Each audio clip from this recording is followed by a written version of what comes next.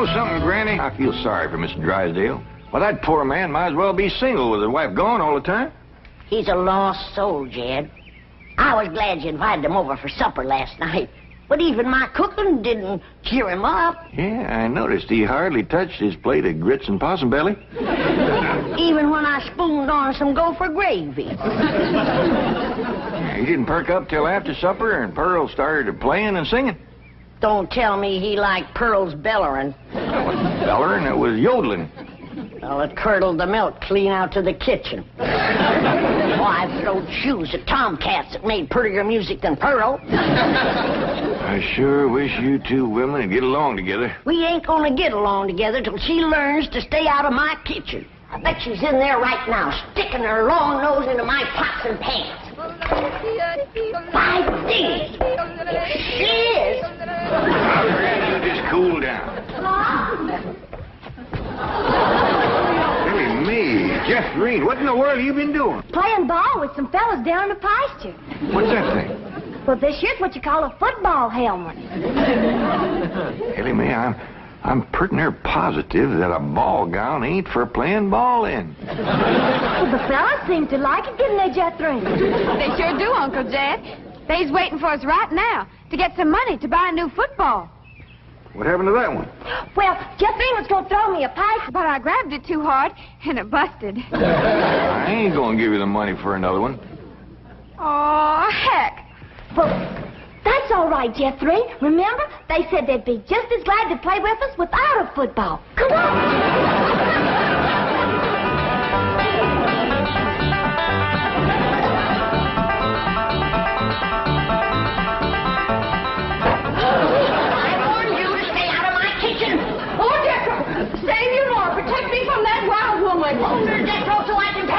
Granny, a thing like that could smart. Put me down, big overgrown foot. Hey, what's going on here? Jethro, put your granny down. Put me down. He was fixing to whomp Ma. I'll whop her. Here, Ma, now it's a fair fight. I'm gonna whomp nobody. Well, then you tell Pearl the next time she sticks her nose in one of my pots, I'm gonna cook it. It is my bounden duty as a mother to supervise the victuals of my growing children. Don't tell me they is still growing. The Clampett side of the family has always been big, strong, strapping folks. It's your family that brought in the runts. Who you call a runt? I think she meant you, Granny. He's about as helpful as a high wind in a prairie fire. Come on, Pearl, you and me's gonna have a talk. Jethro, you stay here and help your granny cool down. Okay, Uncle Jed. Granny, would you rather I held you under the faucet here to cool off, or took you out to the cement pond and ducked you? Try either one and I'll bash you flatter than a gander's arch. Now, Pearl. Cousin Jed, I know just what you're going to say. You're going to say, Pearl, stay out of the kitchen. You're going to say, that's Granny's kitchen and it's none of your business. You're going to say, stay in your room where you belong. That's what you're going to say, ain't it? Ain't nothing like it at all. What I was going to say was, it seems to me that a handsome widow woman in the prime of life ought not to be hiding herself in the back part of the house, working over steaming pots and pans and dipping her playing fingers into soapy water and hoarsening up her beautiful singing voice yelling at Granny. That's what I was going to say. Praise be. Why don't I keep my big mouth shut and just listen? You know, Pearl, you got the gift of making music. And I reckon there ain't nothing these city fellas likes better than that. Really, Jay? Yeah, remember last night Mr. Drysdale was here and you was playing and singing and yodeling for him? Yeah. You brung that poor lonesome man a lot of happiness. Jed, you ain't agreeing with me, are you? I'll give you my word. Remember that song you sung, The Flowers That Bloom in the Spring, tra-la? Yeah. Well, you had Mr. Drysdale believing it was spring. No. Yeah. While you was still singing, he went flung open the window, stuck his head out, and started taking deep breaths just like he was really smelling them flowers. Did he like my yodeling? Pearl, he like to went wild. I reckon them city fellas don't get a chance to hear much yodeling. 'Cause when you throwed your head back and cut loose, it really grabbed a hold of him. It did? He gripped the arms of his chair till his knuckles turned white. Then he commenced to rocking back and forth and moaning like he's under some kind of a spell. And his eyes commenced to circling in his head, and real tears run down his cheeks. Before you got done, he was limp as a dish rag. I had to help him to the door. Uncle Jed, I can't seem to do nothing to cool Granny off. Ain't no need to, Jethro. Your pretty, young, piano-playing Ma has decided not to hide herself away out in the kitchen. That's a good idea, Ma, because Granny, she'd find you and whomp you. Well, we'll see about that. Well, you stay out here and practice playing and singing and yodeling. I'll take care of Granny. I wonder if I should have told Uncle Jed that Granny's waiting behind the door with a skillet to whomp the first person that sets foot in her kitchen. Reckon I should have. Jed, I'm sorry. I thought it was Pearl coming in. Granny, you done shortened me. I'll make a poultice for your head right away now, Jed. Right away. I'm telling you, Granny, you don't have to worry no more about Pearl coming in your kitchen. She's going to be spending her time getting herself a husband with her singing and yodeling. Jed, it ain't legal to torture a man into marrying you. You just don't realize the power Pearl's yodeling's got over men. Last night, Mr. Drysdale like to went wild. Pretty near drove me crazy, too. He loved it, Granny. I bet you he's got that yodeling ringing in his ears right now. I can still hear it. An unearthly screeching. Now, Chief, surely it wasn't that bad. Well, I can best describe it as the sound a woman might make if she were having her appendix removed without an anesthetic. Milton, darling. Margaret, I'm so glad to have you back, dear. What a cunning hat, dear. Is it you? Welcome home, Mrs. Drysdale. Thank you. Milburn, I have the most marvelous news. I'm going to a health farm in Arizona. What? Some women were talking about it on the plane. It's terribly chic, quite expensive, and you don't need any willpower. They just force you to be healthy. The doctors are all deliciously mean. But, Margaret, you are healthy. Every doctor in the United States says you're healthy. But, dear, this is different. They reduce you as well. Margaret, if you want to lose weight, just stay home and we'll have dinner at the Clampett's every night. Now, you can't eat the food, but you won't leave hungry. Because Cousin Pearl will yodel your appetite away. But, Milburn, it's so fashionable to go to a health farm. Oh, Margaret, please stay home and run the place for a while. You have plenty of servants. Yes, but we have no one to manage the place. And with both of us away most of the time, the servants are asleep on the job. Well, just hire a good, efficient housekeeper. Oh, yes, just try and find one. Oh, Margaret, please stay home. All right. That's the way you feel. Miss Hathaway, I'll stay home, just as you wish. That's my darling. Yes, Mrs. Drysdale? Telephone the pharmacy and have all my prescriptions refilled. And call my psychiatrist, my neurologist, my internist, and my osteopath and have them come over. Oh, and I'll need nurses around the clock. I just know the servant problem's going to bring on a nervous breakdown. All right. Go to the health farm. No. My place is at home. Please go to the health farm. All right. If you're sure that's what you want. Oh, I want it. Milburn, I promise to come back a new woman. Goodbye. Just think, Milburn, you'll have a young, glamorous wife. Slim, trim, beautiful. All right.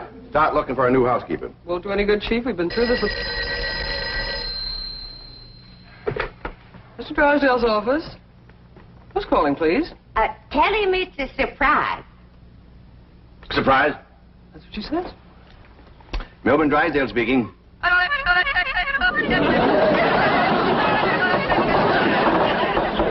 in the world is that? That is Pearl Bodine yodeling. Now, when she comes up for air, tell her I was drafted. Chief, she might be the answer to your housekeeping problem. What? Be nice to her. I'll explain. Hello? Hello?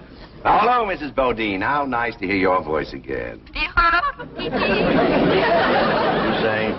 Mr. Clampett says that Pearl is such an industrious housekeeper that Granny is jealous. She might take over your house and hers and solve both your problems. What about that yodeling? I won't be there. And I defy any servants to sleep on the job with Pearl around. Hello? Hello, Mrs. Bodine. I wonder if I might come over and talk to you for a while. What, talk to me? Well, what about? Well, I think you may be just the woman I've been looking for. Yeah. To take over the running of my house? Well, yes. Come right ahead. Can we say 3 o'clock? Let's say 2.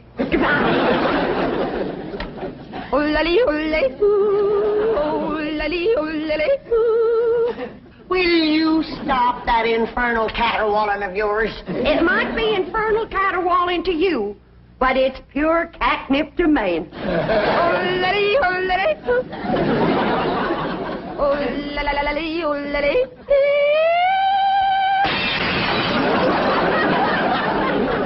Now, looky there.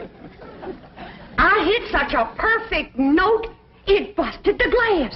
It wasn't your voice that busted the glass. It was your face. We'll see who gets the last laugh when my sweetie comes. What, sweetie? That's for me to know and you to find out.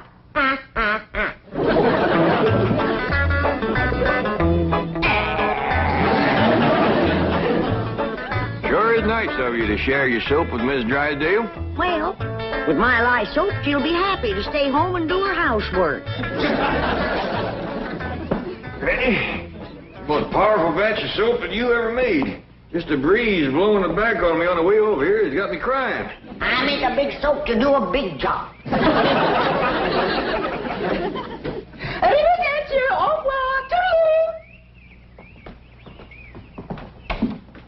Howdy, Miss Drysdale. Hello. Goodbye. Where are you going? Melbourne is sending me to a help farm. Martin, I'll be loaded. Yes, ma'am. Well, let's fly. Just a minute, Miss Drysdale. Granny and me brung you something. Yeah, honey. Take a good whiff of this. How nice of you. Tell the gardener to spade it in around the rose bushes. Toodaloo. Oh, just a minute, ma'am. Granny and me'd like to talk to you. I haven't time. The sooner I go, the sooner Melbourne will have his new wife. Did you say new wife? Completely new. Young, glamorous, slim, trim, and beautiful. Oh, Martin, did we pack my medicine? 16 bottles, Mrs. Drysdale. Good. Drive on. Toodaloo.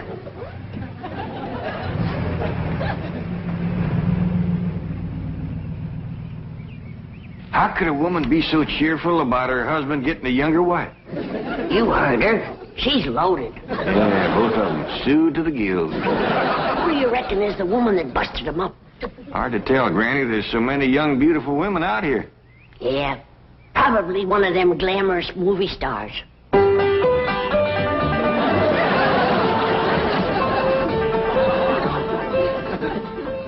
Hey, Ma. You sure are all fancied up. Do I look like one of them glamorous movie stars? Yeah, by golly, you do. Which one? Milton Sills. Go on and get out of here. Now, listen. You find your sister Jethrine and your cousin Ellie Mae and tell them to start practicing to be bridesmaids for my wedding. Are you getting married, Ma? Well, it ain't official yet, but I sure got him anxious. Get going.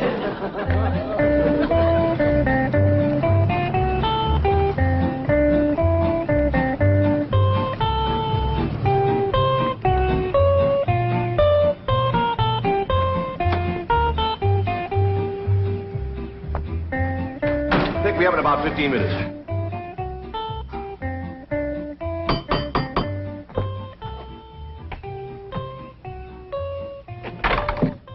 Oh, Mrs. Bodine. Why, Mr. Drysdale, you are anxious.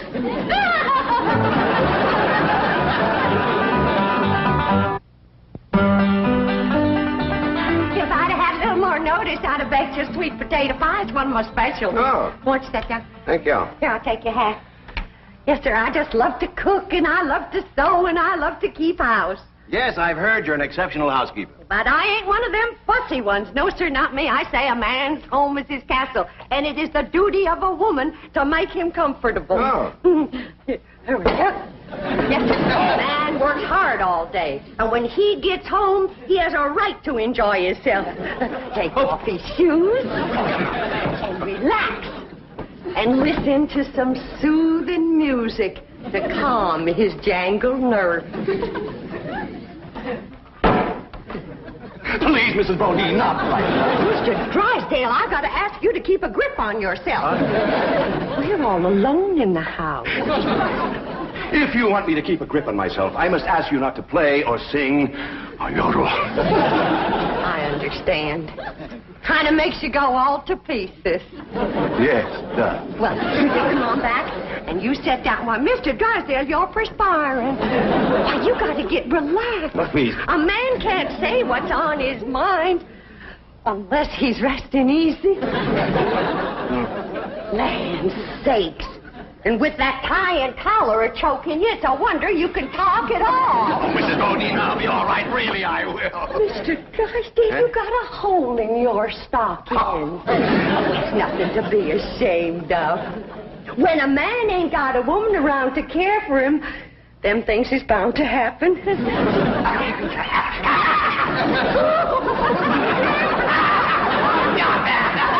I declare, Mr. Drysdale, you're ticklish. Now, look, I'm gonna let you sit easy, and I'm gonna darn that up before you know it. Oh, Mrs. Bodine, no, really, I can manage. No, I ain't taking orders yet. No, please, give me back my sock. Now, give me Give me my I know sock. how to handle you.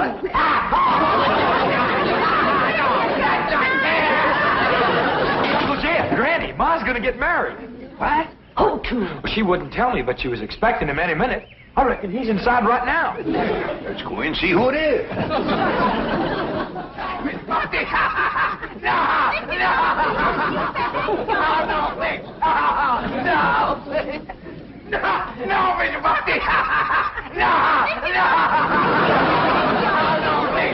Mr. Drysdale.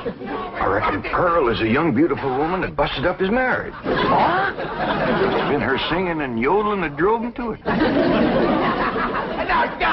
Mr. Drysdale. Mr. Clafford, it was just, your cousin and I were...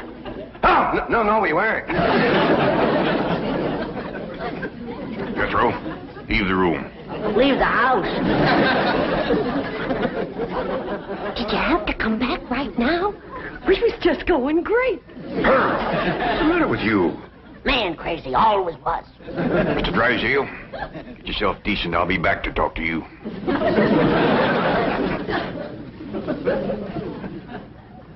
Shame on you. You too, Pearl, you homewrecker. I didn't know what you're talking about. You told me that Mr. Drysdale was crazy about my yodeling, so I called him at the bank, and I yodeled, and he come a-running over here to see me. You done yodeled your way twixt Mr. Drysdale and his wife? Wife, I didn't know he had a wife. Well, he has. The sweetest, kindest, nicest, drunkenest woman you ever saw. You done sent her to the farm. Put her out to pasture so he can marry you. You seen her leave? Oh, she knows about you, Pearl. Said her husband was going to get a new wife. Young, glamorous, slim, beautiful. Jed, that can't be Pearl. You're forgetting what a powerful spell her voice throws on a man. Now, Pearl, I'm going back in there and try to talk some sense to Mr. Drysdale. Whatever you do, don't yodel.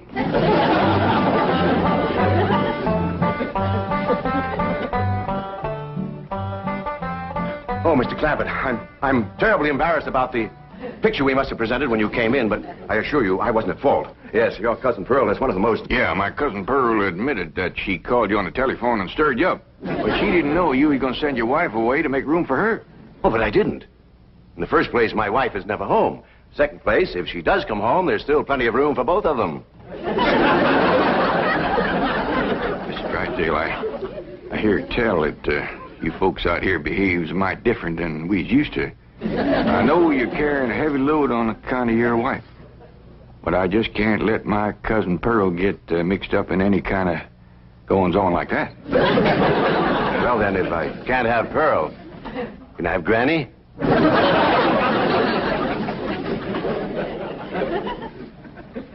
Lord love you, you're a desperate man. What are they saying? How can I hear when you keep pestering me? Oh! Jed told you not to yodel. I was screaming. Hell indifference. What in the world happened to you? We was playing football with some boys. Yeah, and they sure was dumb. Catherine was a-toting the ball, and they kept a-tackling me. Go get cleaned up, both of you. But Jethro says you want us to be bridesmaids at your wedding. Yeah, who you marrying, Aunt Pearl? What's his name, Ma? Puddin' and tame. Ask me again and I'll tell you the same. Now, get upstairs. That's a funny name, Puddin' and Tame. Oh, Ma don't care. She once said she'd marry Humpty Dumpty. Well, I like Jethrine Tame better than Jethrine Dumpty.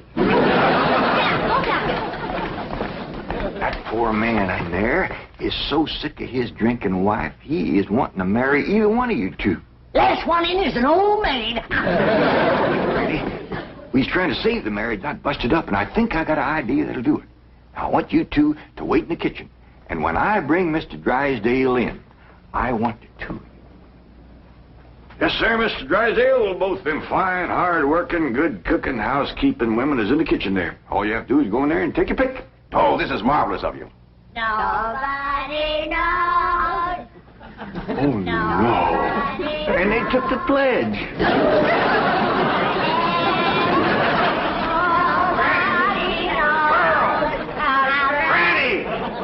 Well, look who's here. It's old Jed himself. And there's Milby, baby. You fellas want to dance? Come on, let's have a little dance. Come on now. You can't dance with her. Why not? It's all downhill. Take your pick now, Mr. Drysdale, while I can still walk over to your house. Oh, he's gonna pick me. Ain't you, sweetie Milby? Oh, no, he ain't. He's gonna take me, ain't he? He gets your banker grabbing hands off of him. Will you shove it, fella? Will you shove it, huh? I'll show you. Shove it there.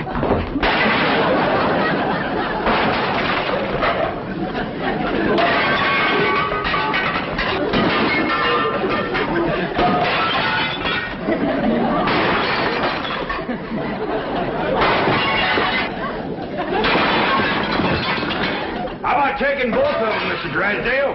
No, thanks. You done it, girl. Bless you both. Pearl, you were just great. So with you, Granny, darling. Together, you saved that man's home and you saved his marriage. Now, don't it give you a good feeling? Yeah. Well, I'm kind of winded. I think I'll go upstairs and rest. Call me when lunch is ready, Granny. Oh, now, just a minute, Pearl, honey. We got a lot of mess to clean up here. Granny, darling, you give me strict orders to stay out of your kitchen. Remember? Why, you low down, no good. Here we go